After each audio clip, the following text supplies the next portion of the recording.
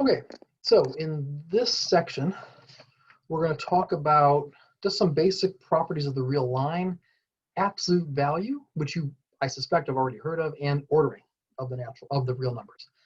So first off, you know what the number line is. You've seen this even starting in the second grade.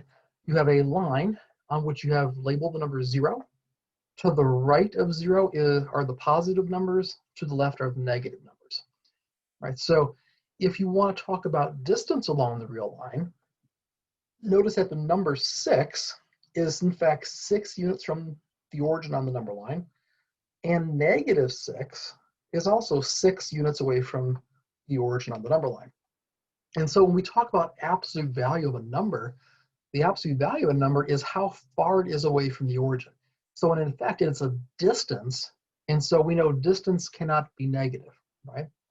And so what we're going to do is we're going to define the distance, or the absolute value of a number, to be one of two things, depending on if that number itself is to the right or to the left of 0. Right? So for instance here, if the number is non-negative, which means it's to the right of 0 on the number line, we're going to say, well, the absolute value of that number is the number itself. Right? So for instance, the absolute value of 6 is 6, because 6 is 6 units from the origin. Same way absolute value of 9 would be 9, because 9 is 9 units from the origin. If you're on the left-hand side, we can't define the absolute value to be the same number because that number is negative. And so the way around that is to say, well, we want the distance that negative 6 is from the origin. We've already noted it was 6 units away, so how can I get that? Well, just multiply the number itself by -1. And that's what we do here. The absolute value of A is negative that original A if A happens to be negative. And that's what we see here. The absolute value of -6 is -1 times -6. Remember, multiply two negatives, you get a positive back. Okay? So when beginners see this, they think, well, but absolute value can't be negative. This looks negative. It looks negative, I agree, but remember the A itself is a negative number. And so if you multiply -1 times a negative number, you're going to get a positive back. All right. We can generalize this notion of a absolute value to measure a distance between any two real numbers. So maybe we don't really care how far a number is from the origin. Maybe what we really want to know is how far two numbers are apart from each other along the real line. And that would be denoted if those two numbers were called x and y. Let's say in this picture, how far is x from y? Right? And so what we'd like to do, if they're both on the same side of the origin, let's say, suppose we wanted to know how far apart 6 and 2 were. Well, if you start at 2, it takes 4 units to get to 6. How do you get that 4? Well, you subtract 6 minus 2, right? If I took 6 minus 2, I get 4. That's the distance. You'll say, well, what if I had subtracted in the other order? Right? Well, 2 minus 6 is -4. We know that can't be the distance, because distance can't be negative. But if you took its absolute value of -4 would in fact be 4. Right? So that does work. And so in general, you can argue that on the left-hand side, or if a number is on the left of 0 and the one number is on the right, you can do the exact same sort of reasoning. So what I'll do is to find a distance between two real numbers x and y, I'm just going to subtract x minus y, doesn't matter which one is first, and then I'm going to take the absolute value of that difference. That will ensure that the result is not negative. All right, so try this your turn. Try to find the distance between 8 and -4, and also between -3 and -1 using absolute value.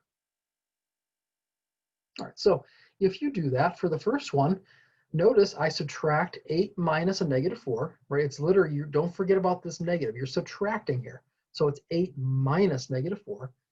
We know that that simplifies to 8 plus 4, which we know to be 12. The absolute value of 12 is 12, and so 8 and -4 are 12 units apart. Similarly, remember here, I want to find the distance between -3 and -1. Well, take the absolute value of the difference between -3 and -1. If I do it in this order, this simplifies to -3 plus 1. I know that to compute that, I get -2. The absolute value of -2 is 2.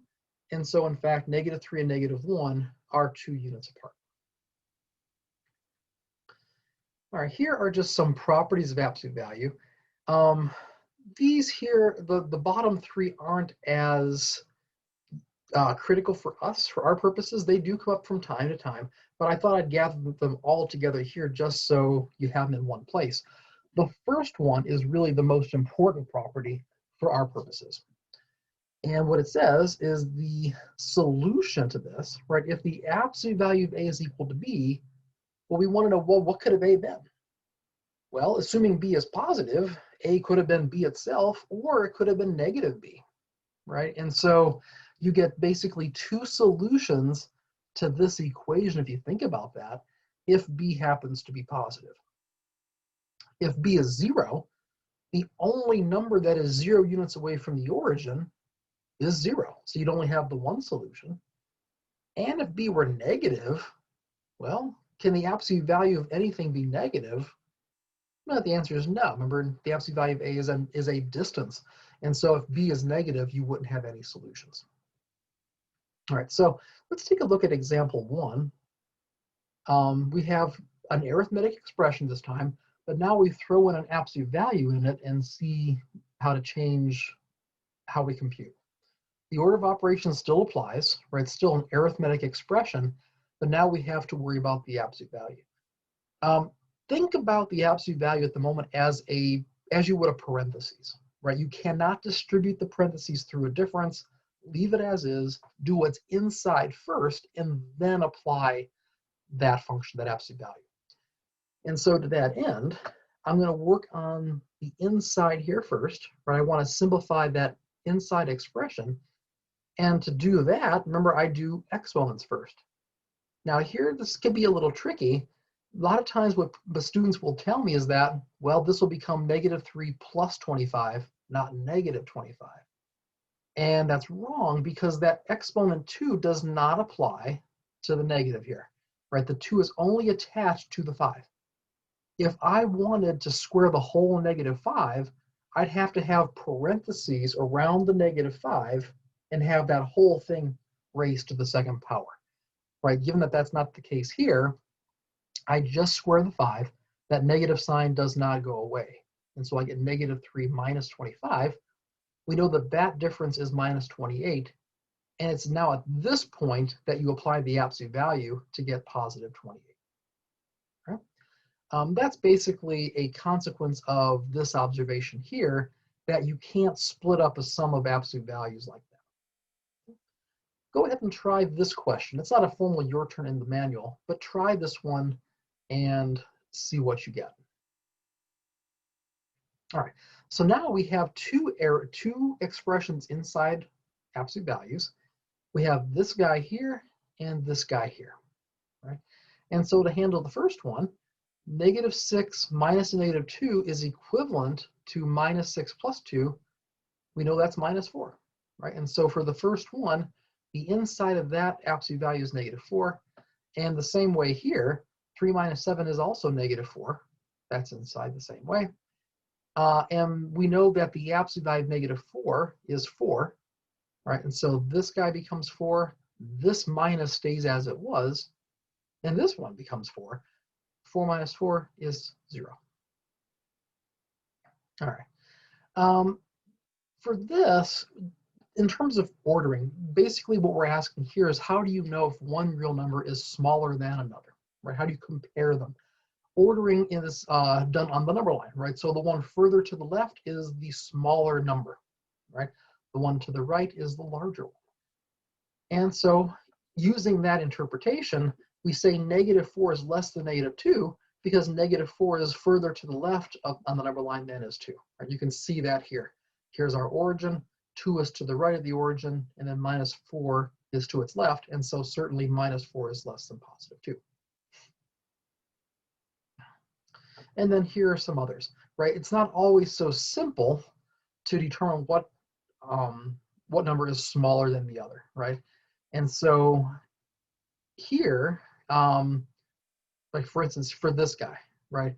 You have to remember that pi was approximately 3.41, or 3.14, rather, pardon me, 3.14. And so the minute you knew that, you'd know how to compare the two, right? And then same way here, when comparing fractions, you have to really know which one is has a larger numerator if they both had the same denominator.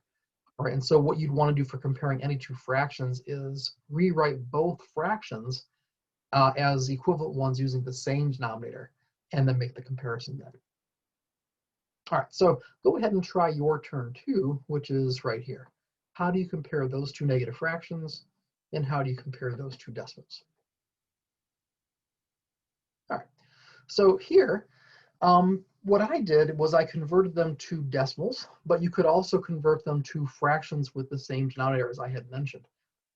Here we know that if you divide 2 by 3, you get approximately 0.667. Technically, it's 0.6 repeating, it never stops, but for our purposes, 0.667 is sufficient. And then 3/4 is really just 0.75, but they're both negative, right? So be careful.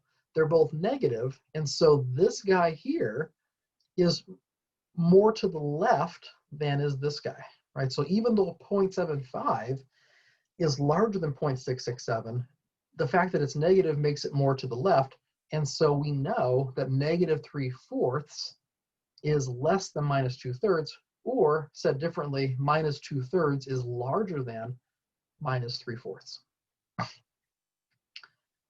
To compare two integers, you basically compare each position after the decimal point one by one until you get one where they're different.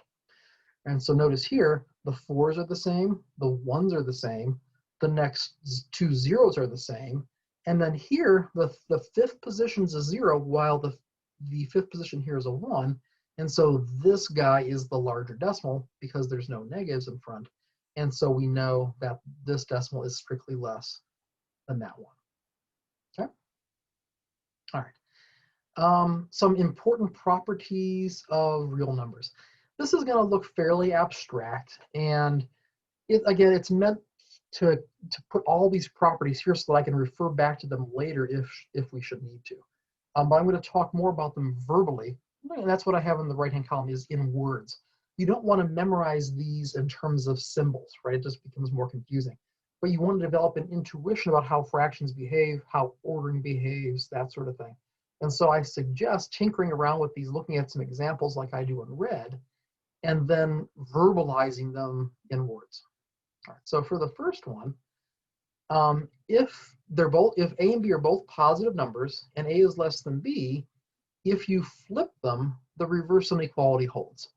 Right, so for instance here, we know that 2 and 3 are both positive, 2 is less than 3, and so if I flip them, notice that the one with the larger denominator is the smaller fraction, right? And so the idea here is that you reverse the inequality if you take the reciprocals of two positive numbers in that way. These two here are quite important because, especially when we consider the graphs of power functions later on. If a number is larger than 1, then if you square both sides, if you multiply both sides by A, you get the same inequality back. All right, and so here, if A squared is bigger than 1, then A squared is also, in fact, larger than 1. It's larger than A, but it's larger than 1 itself. And then here, if A is between 0 and 1, then if you square it, you get a number that's smaller, right? Which is kind of strange, right? You think of squaring as multiplying, you think of multiplying somehow as getting larger. But if I square 1/3, I'm multiplying 1/3 by a number that's smaller than 1, that's going to get smaller yet. And so A squared is in fact less than the original A that we began with. Okay. Here, if two numbers are to the right of 0, right, and they're both positive and behave this way, if you multiply everything by -1, it flips the signs, right? If B is further to the right than A, then negative B is further to the left than negative A. Right? And here, this will be useful when we talk about solving equations or inequalities, right? If you have two inequalities, A less than B and C less than D, you can add the left sides, add the right sides, and that will produce an equivalent, or not equivalent, but a true inequality, right? So just like when you have A equals B and C equals D, you can add both sides of those equations to get the same thing back. Same exact thing holds true for inequalities. All right. The next thing up on the docket here is interval notation, right? And it's just that it's just a way of symbolically representing a chunk of the number line, right? Without having to draw a picture every time, right? And so here I'm going to just show you, and we'll talk about it. So on the left-hand side is our new notation. Down the middle is the typical number line sketch that you would be familiar with. And over here, while I call it set bill of notation, it's really the inequality that I'm interested in, right, inside. All right, so let's look at the first one. If on the number line I have a segment between A and B, and I have circles, open circles on A and B, that means I'm not including A and B, but I am including everything in between. That would represent the inequality A less than X less than B, right? And so what I want is just a way of streamlining this notation.